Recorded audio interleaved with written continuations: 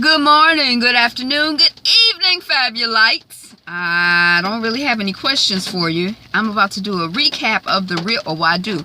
Is the reunion just in one part for the Real Housewives of Potomac? I'm gonna have to check on that. But I come to you today with a recap, review, commentary. I don't know if it's a recap, but yeah, it's a recap. I'll tell you what I saw happening on the Real Housewives of Potomac, season 2. So thank you for clicking and sticking around for my commentary. Like, comment, subscribe, and let's get into it. So we start off with the grand dumb combo. Dumb. Don't nobody. I don't know. I guess somebody care, but I don't care. So don't nobody care about that. Ain't nobody in this car got time for that foolishness. I mean, it was funny for a minute, I guess, sort of, kind of, but it ain't even nothing real. What are we talking about? Ashley asked home sister girl, Miss Karen, if she moved because of her old kitchen. Why would you go through all of that? Because you have a older kitchen. If you didn't like the kitchen, wouldn't you just update the kitchen if that was an issue? I thought that was weird. I kind of felt like she was just trying to bring in the fact that the woman had an old kitchen. I don't know. But anyway.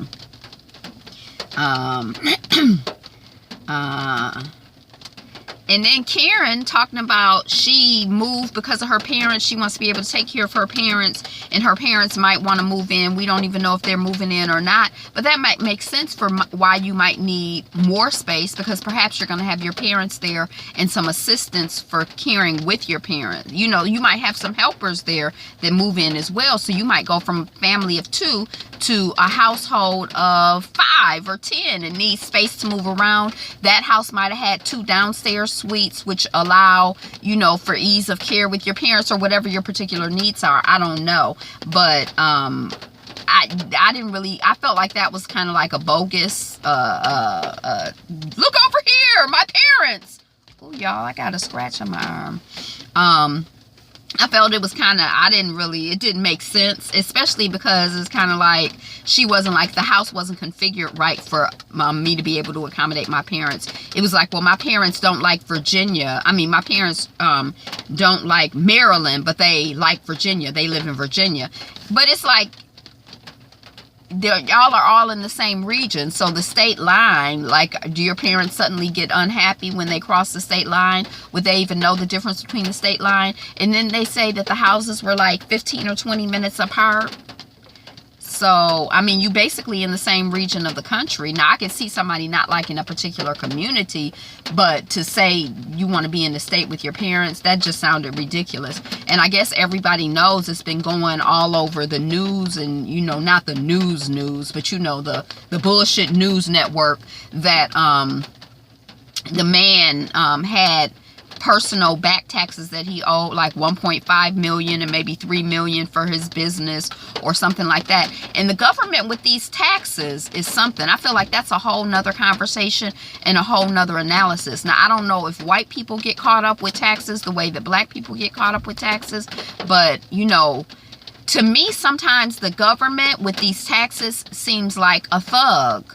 I mean, I don't know, maybe I don't understand everything right, but, it's sort of like they say you owe the money, they gonna take the money, you can never bankrupt that money. It's like, and then you in a situation where, now I think that some people are trying to avoid taxes, trying to evade taxes, but then I think there are a lot of people who they're just in a position, it's just like people are vulnerable, and I feel like it looked like black people are particularly vulnerable, but I don't know, it's that feeling I get, like, what the black Bill Gates do? He don't seem, I forgot we're not calling him the black Bill Gates. What did Mr. Ray do? Because you don't get that vibration from him as a slickster at all, but I also don't get the vibration from him as technologically advanced. So when I hear that he has does he have a technology company? It just seems like he just seems very, he seems out of the loop, but I've never talked to him about his work. So he might be very in the loop with his work, or he might have just hired good people. I don't know.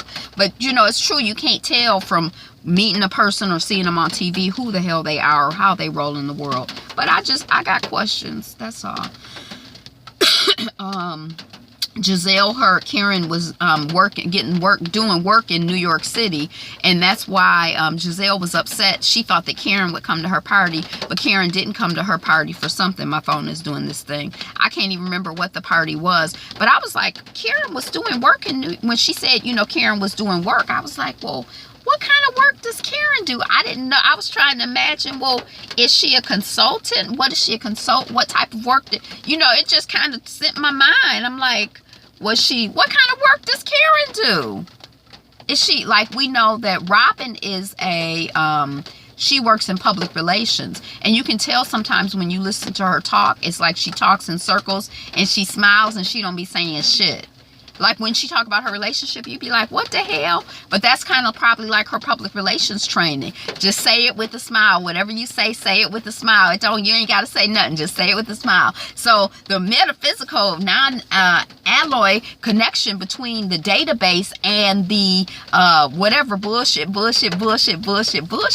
the bullshit. So you see, it's the bullshit. So that's exactly what we meant to say, bullshit.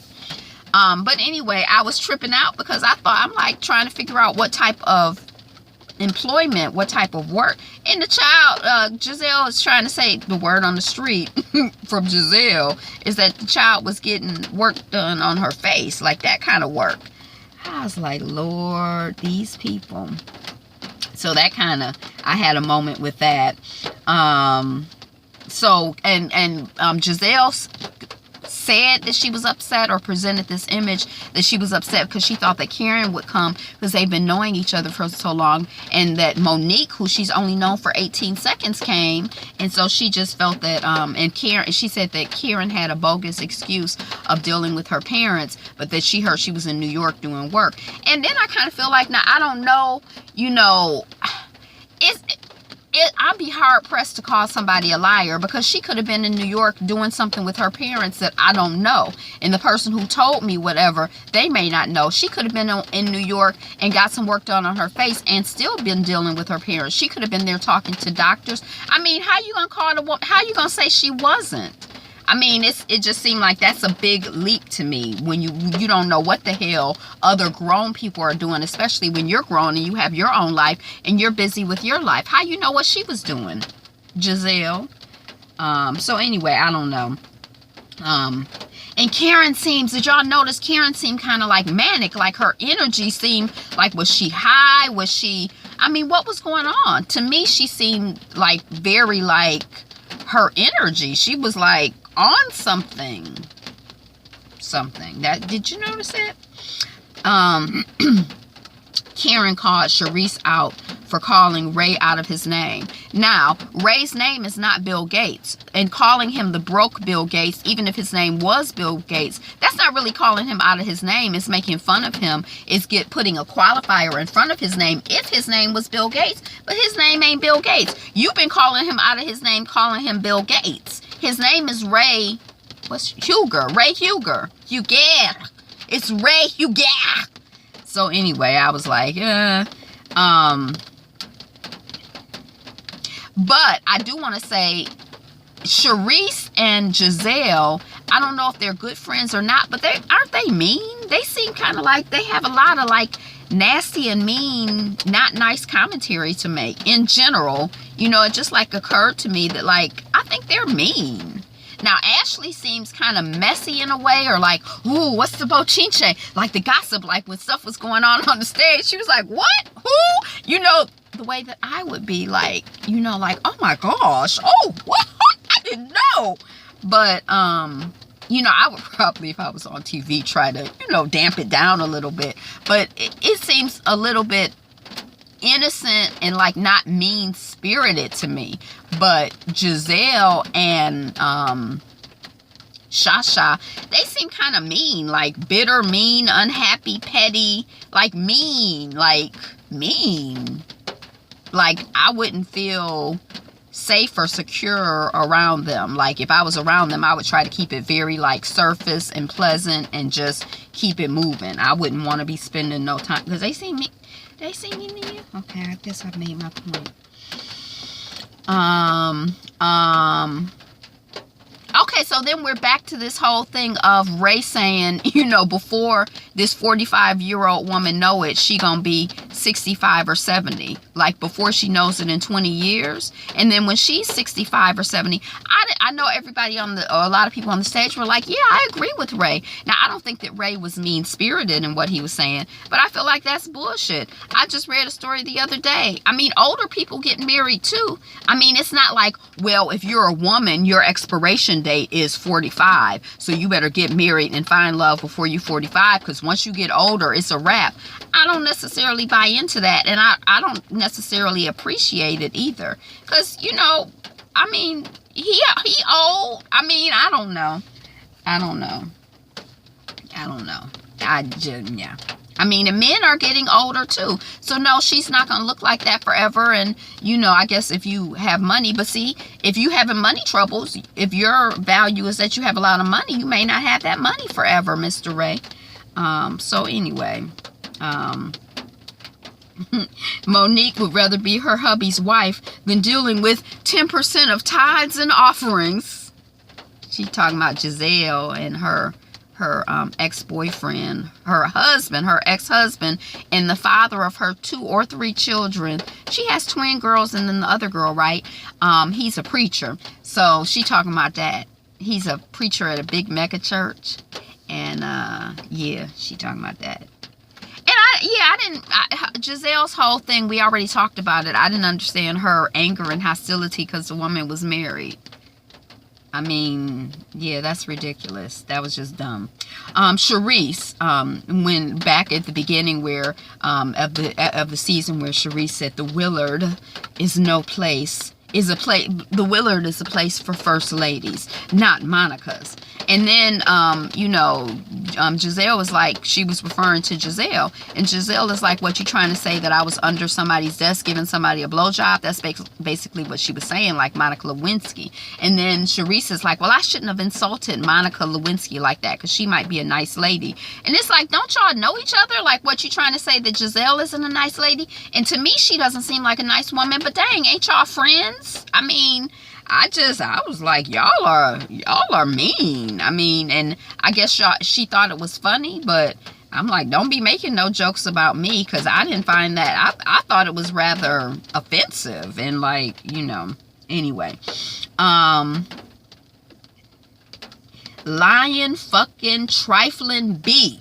So Giselle said that the last communication that she had from Charisse was a text where Charisse called her a lying, effing, trifling biatch. I'm like, well, gosh darn. The theme continues of this meanness. Now, I mean, I guess it's just everybody's personality is different. But I can't imagine texting somebody. I guess my personality is when I'm done with somebody, I don't really have much to say to them. I wouldn't even take the time to text shit to them. I mean, you know, I just be like, whatever.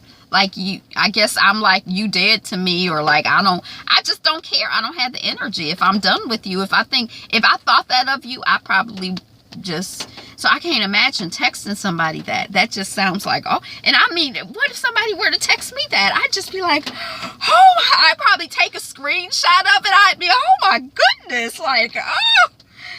But these girls, they're mean. They play hardball. I don't know who y'all interact with your friends like that. You interact with people you know like that. If I don't like them, if I don't mess with them, I'm not interacting anyway. Giselle is maintaining Shasha's outside of marriage relationship. So, you know, and I think what's going on under the surface is that Sharice is not divorced from her husband. And so he kind of has her on lockdown where she can't exactly move on, because if she has an affair outside of the relationship, then maybe he can get a divorce. I don't know what's going on, but maybe he can say he's getting a divorce due to infidelity or whatever. And so she's trying to keep her record clean. Now, I don't know if anybody necessarily believes that a grown woman has been and I mean, I'm not saying everybody's sex drive is such that they couldn't go 4 years without having sex, but probably the average person, you figure, it's human nature, more or less. I mean, some people, maybe it's not. Some people, they couldn't go 4 minutes without having sex. But I mean, but I think that Sharice does not want that to be out there, because she's not divorced from this man, and she doesn't want anything to interfere with her flow of money once the divorce eventually happens in 8 years or 12 years or 16 years. You know what I mean? So she has to maintain this image of a pristine virginal wife. But anyway, and maybe she wants to document and establish that, he's out here cheating or whatever. And so they messing up her, they got a storyline going, probably her and her legal team. And this child out here on TV, on Bravo, messing up her stuff. But Giselle, she's sticking by her story. Now, I don't know if she done met the man. I don't know if she's seen him having sex. I don't know if they've been in the threesome. Because that's the other thing. I don't know how you know what's going on in other grown people's bedrooms. Now, maybe the woman has confided in her, but even still, I just feel like just because somebody told me something, if I didn't see it with my own eyes, that's what she said, but I don't know if it's true. So anyway, Juan Dam and Robin, it's been 6 months. So at the end of the show, they were saying, well, they were going to try things out for 6 months. They were going to try to working on the working of their relationship and see what was working and what wasn't working after 6 months. So it's been 6 months. And then the man, the host, Andy, asked the child, Robin, so what's going on? It's been 6 months. What's up? And Robin is like, well, we're working on the workings of the workings and the bullshit and the blah, blah, blah, blah, blah, blah, blah, blah. And Andy is like, I don't know what that means. And I was like, you're not alone, Andy. I don't know. Maybe she know what it means. Maybe that he know. I don't know. But I didn't know what the hell she was talking about either. And a lot of times when she opens her mouth, especially when she's talking about that relationship, I don't know. I just kind of tune that out, because I feel like it's some BS. I don't know what she's talking about. It's not coherent. It makes no sense. It's crazy talk. It's crazy. Ash is loving the tea. She just sipping and got her teacup out. People saying stuff. Give me that tea. What? Huh? Who? What? Anyway, she looked funny. Getting all that tea. Ash is loving the tea. Oh shoot, where am I at? And then Ash is like, she wasn't a gossip, because gossip, she thinks that if it's gossip has to be a lie. No, that's not true.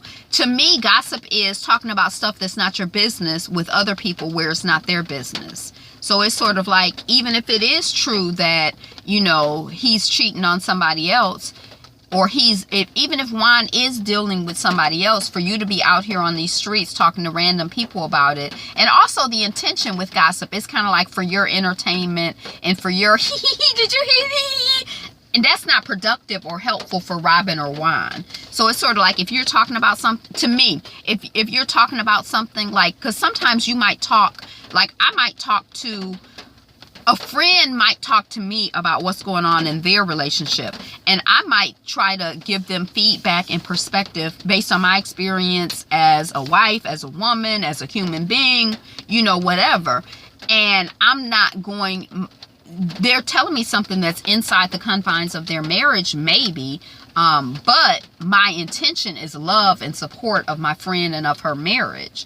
So I don't consider that gossip. But if I were to then take that information and say, girl, did you know that so-and-so and so-and-so, and then I heard da-da-da-da, just for entertainment and tee-hee-hee-hee-hee, and, that's gossip to me. But anyway, I don't know. I'd have to look it up. I hadn't thought much of it, but I'm like, no, gossip can be true. Robin talking, everybody, I'm fine. America, I'm fine. Stop worrying about me and my marriage. I'm fine.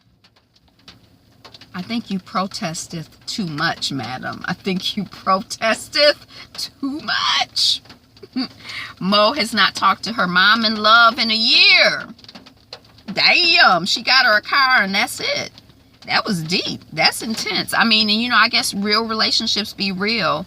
And I know what it's like, you know, on a lower grade scale, because I've had, you know, I had one mother-in-law who was not really necessarily crazy about me. And then I had one mother-in-law that I was not necessarily crazy about. So, and then I had a sister-in-law who I loved. I was crazy about her. But, you know, when you, but it never escalated to anything like where we wouldn't talk for a year, we wouldn't talk, period.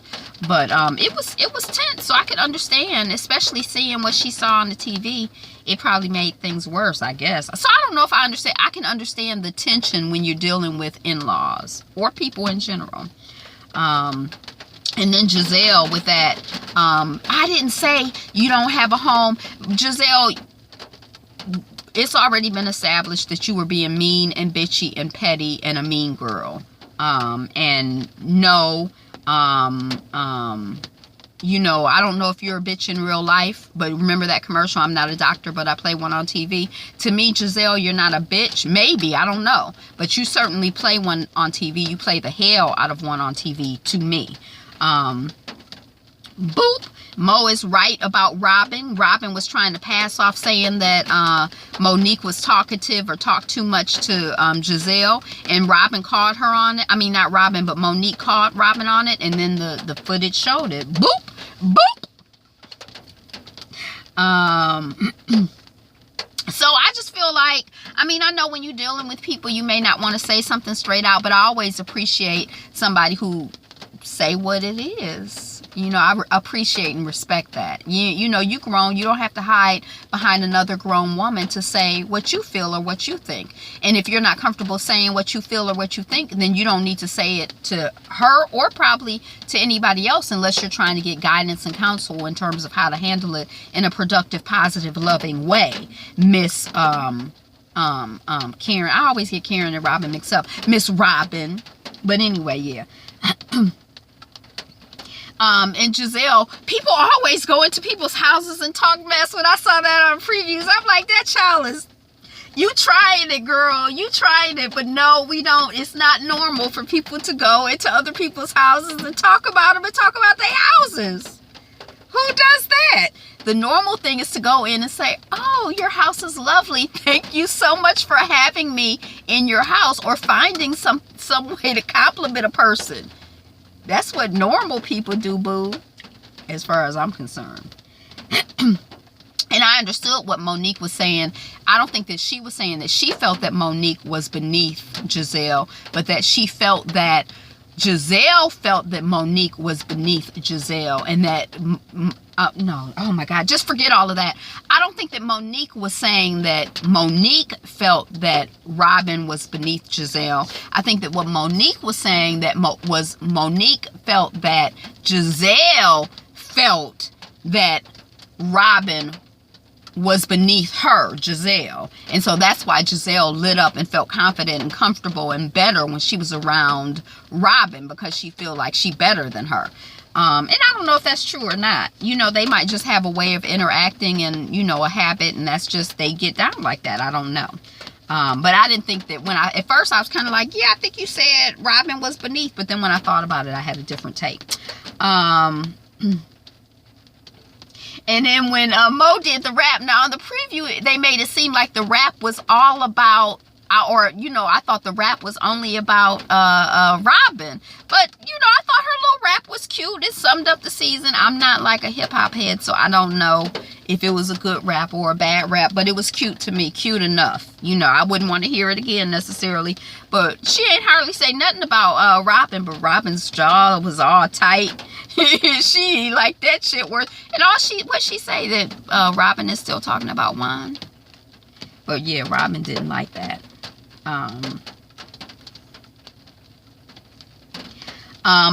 Ash is too much. We know that. Robin doesn't know where Ash lives because she said she had to go to her place of work in order to find her. So that was interesting. I'm like, okay, because we have seen filming in Ash's place, because I think that Ash and her husband, the Wizard of Oz, I can't think of his name, they live in DC. I think they live in DC. I think they live in a condo in DC. But Robin, you came to Ash and you want to say that Ash was making a scene for TV. You're the one that came to her. So you and your green-eyed sister were making a scene for TV. Y'all came to her place of employment. So anyway, I can't believe I talked about this mess and foolishness for 24 minutes. That season finale last week was just so depressing. I didn't feel like the season was that bad, but they ended on a really jacked up note, because at the end of that season finale, I was like, I never want to see no damn Housewives of Potomac ever again. And I like seeing the black house, you know, the show, the Housewives with the black folks on it, or the browner folks on it, or whatever. But that's what I got, Fabulites. Be you, be fabulous, you. Peace.